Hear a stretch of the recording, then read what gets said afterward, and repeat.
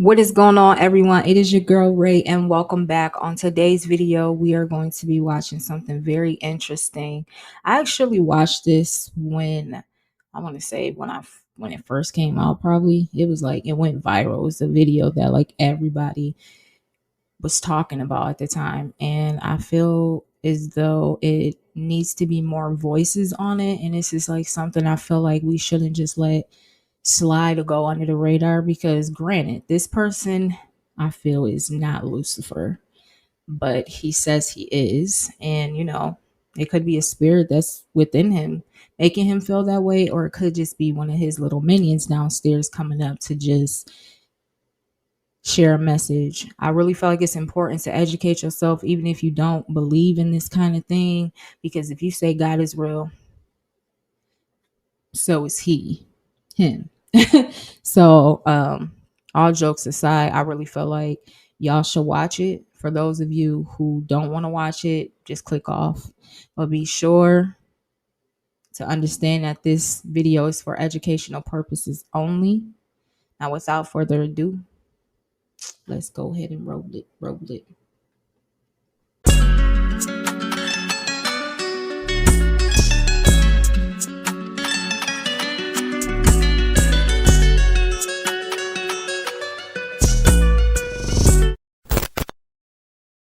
Whew. Whoa, Lucifer in the flesh. Do you know how many journalists would kill? Wait, you probably do. First, I want to say thank you to agreeing to this interview because I know you are a very, very busy person.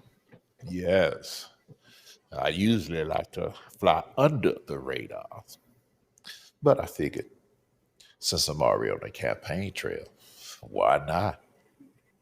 Okay. First, let's talk about your reign. Now, you've had a fairly long one. What would you attribute to your success and popularity? Oh, that's easy. Every generation is the same. I appeal to their lust and ego. I offer all the sex, wealth, and fame a person could want. Do as thou wilt has been my campaign slogan from the start. And my campaign platform hasn't changed either. I run on the same three issues every generation: lust of the flesh, lust of the eyes, and pride of life. Okay. Okay. When you say lust of the flesh, what exactly do you mean? Come on now. What do I mean? Isn't it obvious? I just use humans' own innate physical desires against them. And since sexual desire seems to be the most powerful, I usually run with that.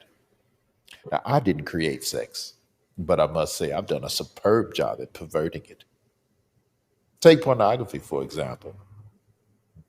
Well, you should know a lot about this one, Ivan. Weren't you addicted to porn? um, this interview is about you, not about me. Can we get back on subject?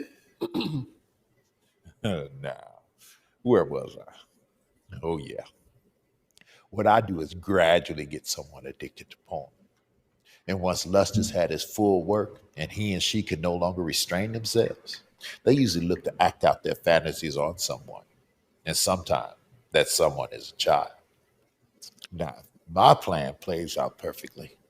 That abused child will eventually turn to a life of promiscuity and perversion themselves, allowing me to continue my vicious cycle. And here's the kicker: many of those abused girls end up right in the porn industry. Now, how's that for irony? Mm. The second thing you had mentioned, I believe, you said lust of the flesh, lust of the eyes. Can you elaborate? Humans are never satisfied. You always crave more. Bigger house, bigger car, more money, more power. The list goes on and on. Listen, now before we continue, it's not that long, but I do have something to say or add. Just pay attention to the things that's coming out of this person's mouth, the agenda that he says that the devil, Lucifer, has. Just pay attention to the things that he says, that he captivates, the ways that he does things to take away your look to God or your walk to God. Pay attention to those things because a lot of us fall victim of these things. My bad, y'all. A lot of us fall victim of these things, I myself included. So like just pay attention, because sin is sin. Like, even I'm telling you, all Christians have sinned before. God said he's here for the sinners. Nobody on this earth is clean. So don't let it, a Christian will tell you, a true Christian will tell you that they are a sinner themselves. They're just fighting these battles spiritually to get closer to God. Don't think of Christians to be like these just holier than thou people, because they are not. You go through things in life and you turn to God, and God heals you and fixes it. That's why he said, pick up your cross, deny yourself. Those things are very, very important in the true Christian, community. So just pay attention to the things that he says and see if somebody you know falls victim of that, or you yourself. I just take their natural ambitious desire, pervert it, and use it against them for their own destruction. My plan is to allow them to never be content. As long as I can keep them craving what others have, I can depend on them to argue, fight, even kill to get it. Humans are so easily tricked into jealousy. And you know what they say, jealousy is as cruel as the grave. Yes, I have heard that before. The last thing you had mentioned was, I believe, Pride of Life. Now, how does this fit into your campaign platform? Humans are always on a quest for knowledge. I tricked the first humans to seek carnal knowledge over godly wisdom, and it's worked like a charm every generation since.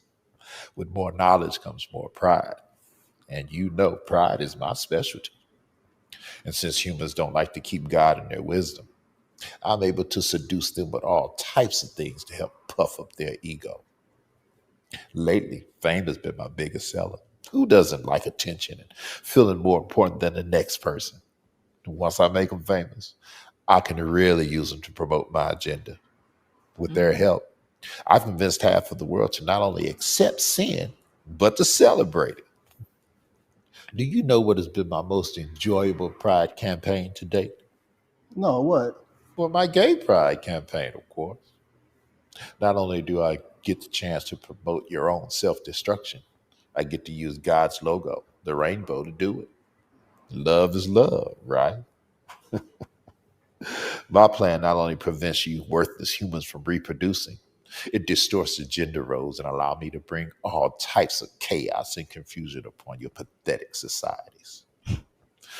It's been so successful, I've got men convinced they're women, and women convinced they're men, and some convinced they're no gender at all. And I've got two more Pride Initiative campaigns I'd like to introduce in the near future. Hmm, really? I'm guessing you probably want me to ask you what they are, right? Well, first, it's abortion pride. Now, I think we can pull this off. Society is definitely ready for it. I've enlisted to help a Planned Parenthood to work with marketing and promotions. And all we'll have to do is silence the so called abolitionists and pro lifers, because the rest of the church doesn't seem to care. And second is pedophilia pride. Now, society might not be ready for this one just yet, so we'll hold off. I need to desensitize them a little more before we introduce it. Okay. Let's change gears for a minute and talk about policy. Some may consider your policies destructive, dangerous even.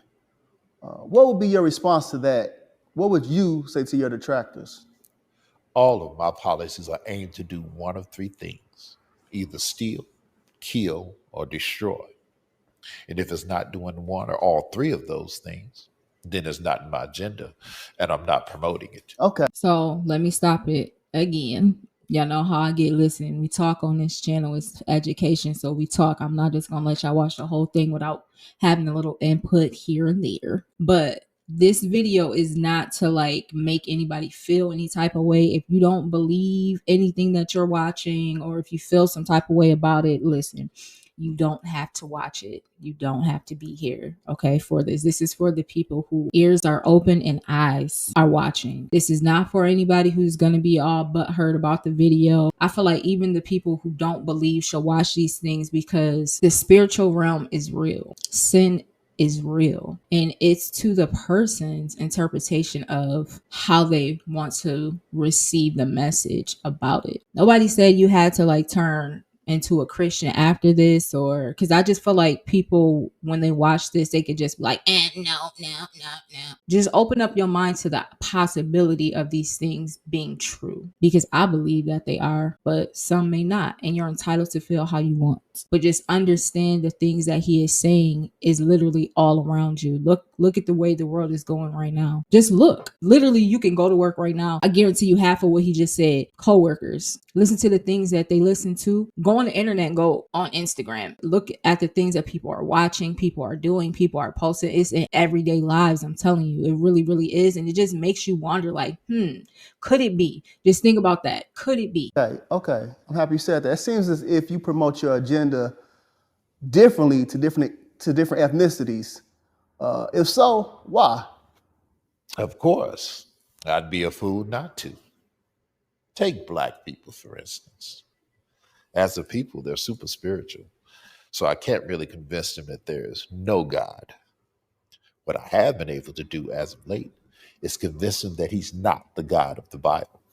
Now, I've been real successful at promoting black consciousness and Islam in their communities. I'm so happy you mentioned black people. It seems as if we've been at the very top of your agenda for quite some time. Why is that?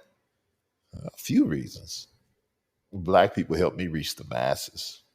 Now, as you know, I was over music in heaven. My beats were so dope, I got over a third of the angels to follow me. And once I got here to the earth, I needed artists and entertainers to help me promote my message here. Who better than black people? Black people possess all the natural rhythm and music ability that I need. And it's easy for me to influence them with money since so many of them grew up without it. Another reason I target black people is because they're strong mentally and physically. If black men were to ever find their identity in Christ, I'd be in trouble. So I try my best to destroy the black family structure and keep black men away from his family and the church. Drugs and incarceration are a couple of my more popular means. Without the head of the household present, I can become the head and influence the children without too much resistance. So you mean to tell me that your policies are intentionally racist against black people? Racist? This has got to be the best law I've ever come up with. I can't believe that humans still believe they're different races. But to answer your question, yes, it has always been my policy to target and isolate a group of people. And out of all my strategies, this skin color thing has worked the best. I definitely want to keep white people and black people separated. As long as I can keep black people bitter and white people offended, I'm good. Hopefully, black people will never forgive. That way, I can continue to use them. Okay. My question is, what role, if any, does your administration play in this black on black crime epidemic? Well, as great as my administration is, we can't take all the credit for this. Black people help us tremendously. By aborting so many of their babies, they allow us to bring death to their communities. As the Bible says, they sow the wind and reap a whirlwind. Mm. When implementing all of these policies, do you ever face any resistance or pushback? And if so, from who? One group in particular try to oppose every policy I try to implement. I would be so much further along in my agenda if it wasn't for them. Really? So what group is that? Those pesky, born again Jesus followers. They're a real thorn in my side. Every generation they come together and try to dismantle one of my signature policies. Now, I've convinced half of the world that Jesus didn't exist and the other half that he wasn't divine. But I can't seem to convince them. They seem hell bent on telling everybody about him and spreading his message. Some of them believe he's coming to unseat me in this generation. Crazy, huh? I'll tell you, those idiots are really messing with my legacy. So Lucifer, how does that make you feel when us idiots say that Jesus possibly could be coming back in this generation to unseat you? And that for centuries. I just use it as motivation to get as much of my agenda pushed through. and deceive as many people as possible before he returns. I think I've done pretty well. My record speaks for itself. About 150,000 people die each day, and most of them don't know Jesus. 150,000 people. Whew. Well, you know what? This concludes our interview. I want to say thank you for open, honest, pretty frank discussion with me. Is there any last words you would like to leave with our viewing audience? Yes, I'd like to take this moment and give a special thank you to two groups of people. First, I want to say thank you to all my followers. You are the hands and feet of my administration, and we could do nothing without you. Keep up the good work spreading my message. And second, I'd like to say thank you to the divided church. I love the way you argue and use your passions to fight amongst each other. Keep up the good work. There's really no rush to tell people about Jesus. You all have plenty of time. Okay. So this says, then war broke out in heaven. Michael and his angels fought against the dragon, and the dragon and his angels fought back. But he was not strong enough, and they lost their place in heaven. The great dragon, my bad y'all, was hurled down, that ancient serpent called the devil or Satan, who leads the whole world astray. He was hurled to the earth and his angels with him. So there's the video, and I understand that that video is very touchy subject to a lot of people, and it stirs up a lot of like controversial opinions, and everybody is entitled to feel how you want to feel. But I feel like it's very important to spread the message that principalities, spirits, angels, heaven and hell, God, Jesus, the devil, all of that stuff is very, very real. And I feel like a lot of people draw a lot of attention to Jesus and God, and nobody really draws any attention to the devil and his agenda and his antics ever.